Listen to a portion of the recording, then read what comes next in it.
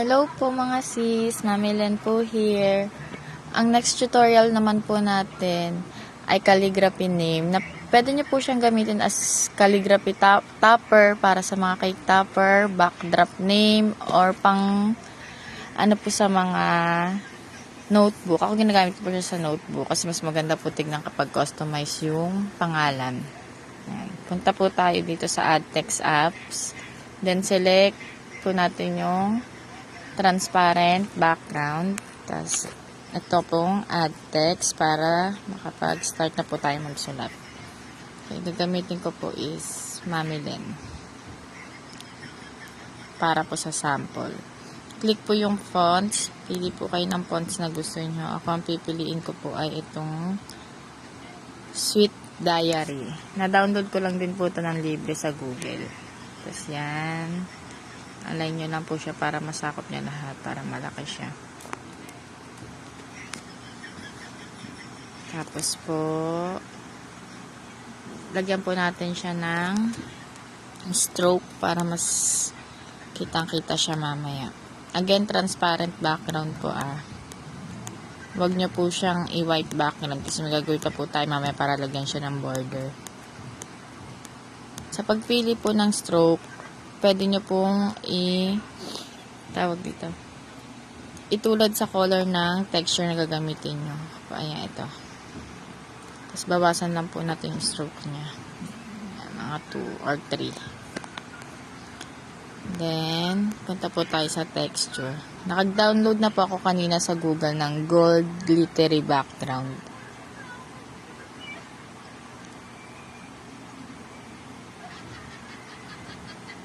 Ayan, tapos sulat lang po natin lahat ng letter.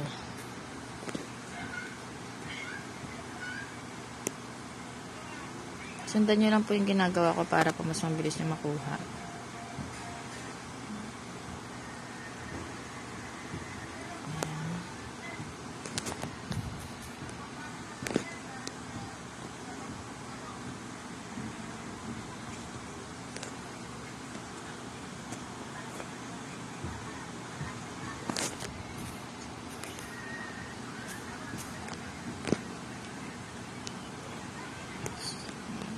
Sorry po, di ako naka-update kahapon.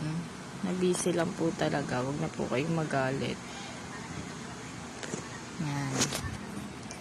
Tapos, lagyan ko po siya sa baba ng ibang fonts.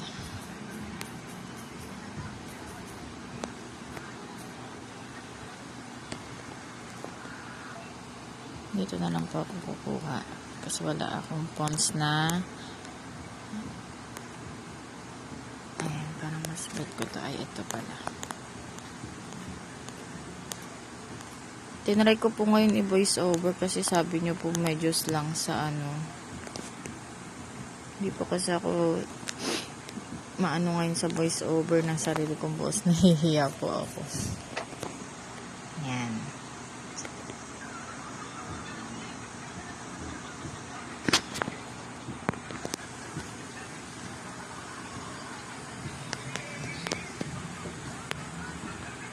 Texture po ulit.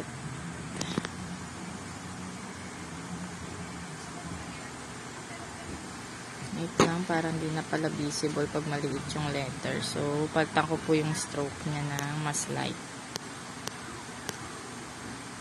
Yan. Then, save na po natin siya. May add.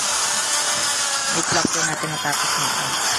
Skip video, save image. Tapos, punta po tayo sa photo room. May bagong update po si photo room. Wala na yung watermark niya.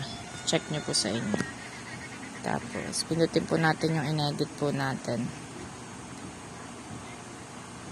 Then, unang piliin nyo po is transparent ulit.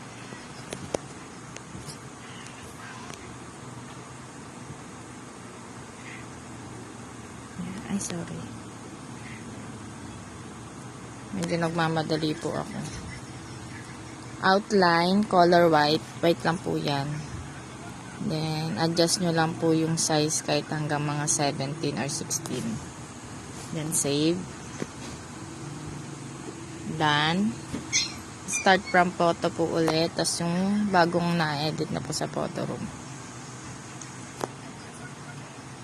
Bali, 2 beses po kayong pupunta sa photo room. Tapos, ngayon, white background na po.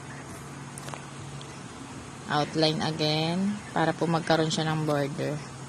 Para siyang magiging sticker. May ganun. Ayan. Adjust nyo lang po.